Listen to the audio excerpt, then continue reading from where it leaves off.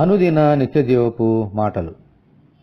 దేవుని నామానికి మహిమ కలుగునుగాక. దేవుని వాక్యాన్ని చదువుకుందాము. ప్రయాసపడి భారము మోసుకొనుచున్న సమస్త జనులారా నా యొద్దకు రండి, నేను మీకు విశ్రాంతి కలుగుజేతును. మత్తయి సువార్త 11వ అధ్యాయము 28వ వచనం. బాటసారి తాను చేస్తున్న ప్రయాణంలో అలిసిపోయి ఒక చెట్టు నీడ కోసం ఎదురు చూస్తాడు, విశ్రాంతి కోసం. అలాగే పనివారు, ఉద్యోగులు తాము చేస్తున్న పనుల భారంలో అలసిపోయి వీకెండ్ కోసం ఎదురు చూస్తారు, విశ్రాంతి కోసం. మరికొంతమంది జీవితంలో అలసిపోయి నెమ్మది లేక జనజీవనంలో నుండి కొండలు, గుట్టలు, పర్వతాలు, అరణ్యాలకు వెళుతున్నారు, విశ్రాంతి కోసం.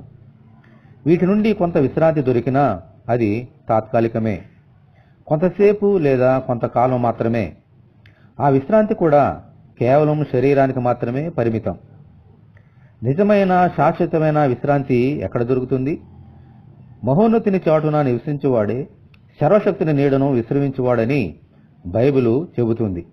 అందుచేత ఈ విశ్రాంతి మనుషులందరి కోసం మరణించిన యేసయ్య సిలువ చాటున రక్తం కార్చిన ఆయన చేతి నీడ క్రింద మాత్రమే దొరుకుతుంది.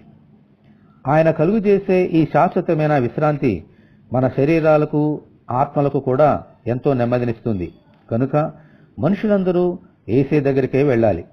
ప్రభువా, మీ చేతి నీడలో మీ సిలువ చాటున చేర్చి ఈ విశ్రాంతి కలుగుజేయమని మనమందరము ప్రార్థన చేసుకుందాం. ప్రభువా, మీ కొందనాలు. మహోన్నతిని చాటున నివసించేవాడే సర్వశక్తిని నీడను విశ్రమించేవాడని మీ లేఖనంలో తెలియజేశారు.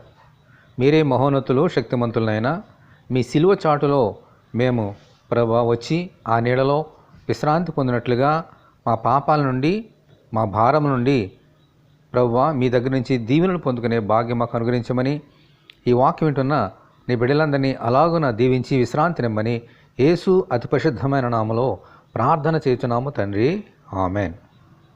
దేవుని కృప మనకందరికీ తోడే ఉండునుగాక. ఆమెన్. పరిశుద్ధ దేవుని మందిరం.